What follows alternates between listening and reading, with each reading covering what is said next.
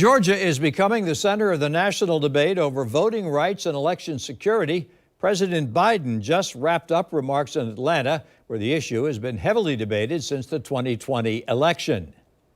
We call on Congress to get done what history will judge. Pass the Freedom to Vote Act. Pass it now, which will prevent voter suppression. News 4 Jax reporter Scott Johnson is joining us live. He's been speaking with voters as Democrats in the Senate are pushing to pass federal voting rights legislation soon. Scott. Tom, and Republicans are trying to push back. I want to show you a tweet that was put out just moments before the president spoke in Atlanta by Georgia Republican Governor Brian Kemp. This is what he writes. Today, Georgia is ground zero for the Biden-Harris assault on election integrity.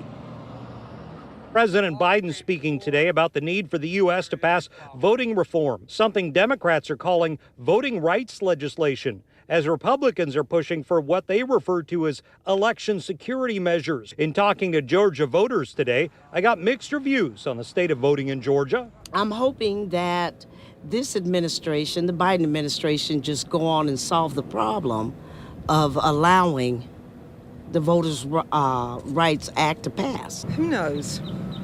Who knows anywhere whether the voting is fair anymore? I don't know. You can only go by what you hear, and you hear bad things, and you don't know whether to believe those bad things. Republican Governor Brian Kemp first faces a primary challenge from within his own party, from former U.S. Senator David Perdue. On the Democratic side, Stacey Abrams is the only candidate in the race right now. She narrowly lost to Kemp 4 years ago, so they could have a rematch. News 4 Jax political analyst Rick Mullaney points out Georgia has already passed measures like limiting the number of ballot drop boxes that didn't exist in elections until only recently. Georgia, as you know, is one of a number of states that's already passed some legislative reform. And how you view that reform is in the eye of the beholders. Like I said, for Democrats, this is about access and this is about uniformity and standards, and they believe access will be hurt.